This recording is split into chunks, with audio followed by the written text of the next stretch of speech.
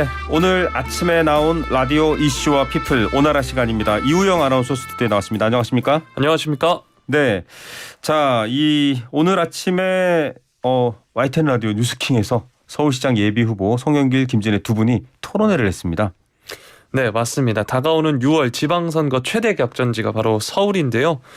더불어민주당은 100% 국민 경선을 통해 내일 후보를 결정한다고 합니다. 이에 앞서서 YTN 라디오 뉴스킹 박지훈입니다에서 두 예비 후보가 토론을 했습니다. 예, 오늘 그 토론에서는 왜 나를 뽑아야 한다 이런 얘기 많이 나왔을 텐데 먼저 송영길 대표부터 들어보죠.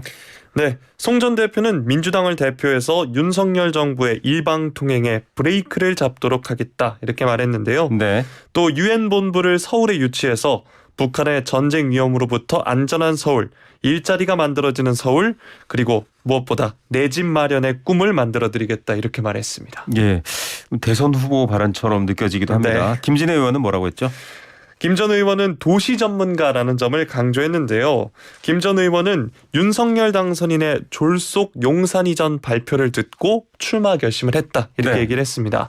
또 송영길 후보가 대세론에 사로잡혀 있는데 민주당은 새로운 얼굴, 새로운 가치, 민주당을 개혁하고 서울을 바꿔낼 수 있는 후보를 내야 서울과 경기의 라인업으로 새로운 민심을 얻어낼 수 있다 이렇게 말했습니다. 예, 송영길의 경험과 능력이 중요하다. 이 송영길 대표의 주장이고요. 김진애 후보는 중앙정치가 아니라 서울시장은 서울시가 원하는 다른 전문가적인 요소가 필요하다. 지금 이런 얘기를 계속해 왔습니다. 눈에 띄는 공약이 하나 있어요. 유엔 제5본부 유치하겠다 뭐 이런 얘기 나왔었죠. 네, 이에 대해서 김 전 의원이 자신은 도시 전문가인데 송영길 후보는 정말 외교 전문가라는 걸 다시 한번 느끼게 됐다라면서요. 네. 이 공약은 대한민국의 공약이지 서울의 공약이 아니다라고 했습니다. 예. 또 이 공약이 2015년부터 여러 정치인들이 이미 유치를 약속한 거고 통일부에서도 유치를 하겠다고 했는데 너무 재탕하는 게 아닌가라고 했습니다. 예. 자, 두 후보가 자신을 동물에 비유했던 게 참 특이했어요. 네, 먼저 송 전 대표는 자신의 별명이 황소라고 했는데 네. 좀 우직한 이미지시죠? 네. 열심히 일하는 동물이라는 의미가 있죠, 일단. 그리고 죽어서까지 살과 뼈를 그리고 가죽까지 주인에게 바치는 충성스러운 동물. 또 무엇보다 경제 성장의 상징인 면이 있다. 이렇게 얘기했습니다. 네. 우리가 주식이 활황일 때 불마켓이라고 맞아요. 하잖아요. 뿔로 시장을 들어 올린다. 상승을 상징하고 반대로 또 베어마켓 아래로 내려 찍는다. 떨어진다. 이런 의미가 있죠. 네. 유엔 본부가 유치가 되면 코리아 디스카운트를 해결하고 주가 지수를 4천 시대까지 만들어낼 수 있는 그런 중요한 토대가 만들어지는 황소 같은 일꾼이 되겠다라고 했습니다. 예, 대선 이후라는 걸 많이 염두에 둔 여러 가지 의미 해석이신 것 같고요. 송 전 대표. 김 전 의원은 네, 김 전 의원은 자신의 수호동물은 지혜의 여신 아테나가 항상 가지고 다니는 부엉이다라고 했습니다. 예, 네. 왜 부엉인가요? 부엉이가 초점이 맞춰졌다라기보단 아테나에 초점이 맞춰진 건데요. 네. 아테나가 전쟁의 신이 아니라 사실은 지혜의 신이다. 네. 싸우지 않고 이기는 방법을 갖고 있는데 용기와 지혜를 겸비한 것을 지향하고자 한다라면서 부엉이를 꼽았습니다. 네. 자, 부엉이 사실은 밤에 아이들 머리맡에 부엉이 인형을 놔두시는 분들도 있어요. 뭔가 이제 그런 밤 이런 걸 지켜준다라는 네. 상징. 워낙 야간에 눈이 좋은 동물이니까 그런 얘기가 있습니다. 자, 집무실 용산 이전도 계속 정치권에서 다뤄지고 있는데 두 후보 모두 비판했죠. 네, 맞습니다. 송 전 대표는 자신이 국방부 관계자에게 들은 바에 따르면 현 국방부 병력이 약 4천 명 정도라고 합니다. 네. 모두 개인 화기 소총 소지하고 있고요. 그런데 경호상 총알을 다 빼버린다. 그러면 빈 총을 들고 다니는 군대 만들어서 어떻게 하겠다는 건지 이해가 안 간다라고 비판을 했고요. 네. 또 UAM Urban Air Mobility. 발음이 좋네요. 네, 감사합니다. 날아다니는 뭔가 뭐 교통수단 이런 뜻인가요? 네, 나는 택시가 네. 2028년부터 상용화돼서 한강을 따라 쭉 강남 쪽으로 갈 텐데 네. 바로 용산으로 꺾어 들어왔을 때 네. 미확인 비행체가 대통령 관저로 들어오게 되면 대공포대가 이걸 식별을 해서 요격을 해야 됩니다. 네. 그 반응 시간이 나오지 않는다라는 점을 지적을 했고요. 네. 김 전 의원도 이에 동의하면서 3.7km 안에 들어오자마자 격추를 해야 되는데 네. 8km는 해놔야 경고를 할 수 있다고 합니다. 근데 문제는 8km까지 하면 강남권이 포함이 되는 거고 네. 이 부분을 시민들이 알게 하고 어떻게 해야 되는지 이것을 처리하는 게 서울시장의 일이다라고 했습니다. 예, 참 여러 가지 복잡한 상황입니다. 더불어민주당은 법안을 빨리 처리하기 때문에 좀 속도를 조절하고 부작용도 보자 이렇게 비판받고 있는데 또 당선인 인수위 같은 경우에는 아니 좀 준비해서 청와대에 있다가 옮기던지 하지 왜 이렇게 급하게 단 하루도 기다리지 않느냐. 네. 서로 똑같은 비판의 지점이 있는 것 같아요. 그래서 주제를 한번 바꿔보겠습니다. 검수완박이냐 검찰 선진화법이냐 이제는 이 논란도 좀 잦아들 것 같습니다. 왜냐하면 법안 통과가 눈앞에 다가왔기 때문인데 더불어민주당 어떤 얘기를 하고 있나요?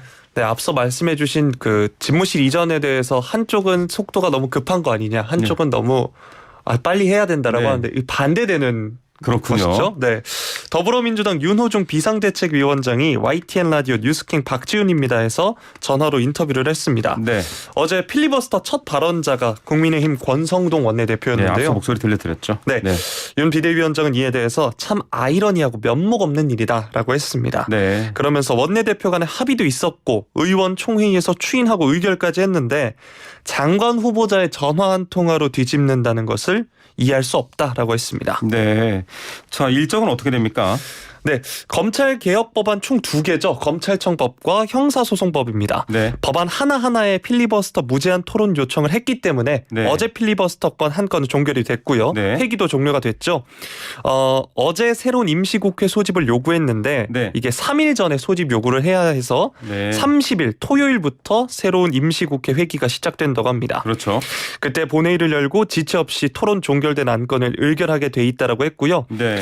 그 다음에 형사소송법안이 상정될 거고 또 필리버스터를 할 텐데 네. 같은 방식으로 자정까지 토론이 진행될 거고 네. 이제 회기가 만료되면 다시 또 새로 임시회의 소집을 요구하고 3일 뒤인 다음 주 화요일 5월 3일에 본회의를 열 수 있다고 합니다. 5월 3일이 현 정부 마지막 국무회의 아닌가요? 맞습니다. 같은 날인데요. 이에 대해서 윤 비대위원장은 국무회의가 오전 10시에 있어 왔는데 경우에 따라서 조정이 돼야 하지 않을까 싶다라고 말했습니다. 네. 자, 5월 3일에 회의가 열리고 그다음에 그 통과가 됐을 때 국무회의를 통해서 의결 공포가 이루어지는데 그것들이 좀 미뤄질 수도 있겠다 이런 얘기가 나오고 있습니다.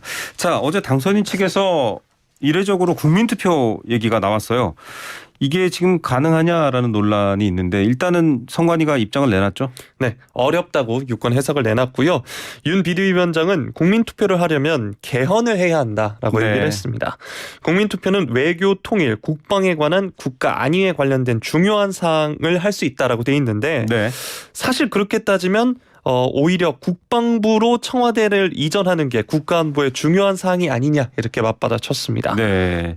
자, 국민투표까지 갔을 때 또 국민들이 뭐랄까요, 분열되거나 의견을 정당하게 표현하기보다는 정치적 쟁점이 더 격화될까라는 우려도 생각이 드는데요. 아무튼 어떻게 또 처리되는지 저희가 살펴보고 소식 여러분께 전달하도록 하겠습니다. 자, 더불어민주당 박주민 의원도 관련 발언을 한 게 있죠. 네, 맞습니다. 더불어민주당은 5월 3일 정기 국무회의 공포를 일단 목표로 하고 있다고 앞서 말씀을 드렸는데요. 네. 이게 너무 급하게 처리되면서 부작용이 우려된다 이런 의견이 있다고 진행자가 물었습니다. 네.